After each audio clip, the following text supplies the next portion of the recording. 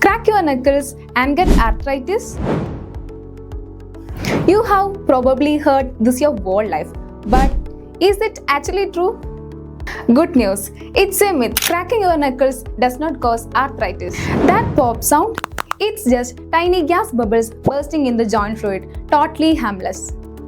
But hey, technique matters. Don't yank or twist too hard. Always crack in the natural direction of the joint. If it hurts, you are doing it wrong. Cracking should never be painful. So do it right, crack away safely. Follow Ezinurse for more quick health facts.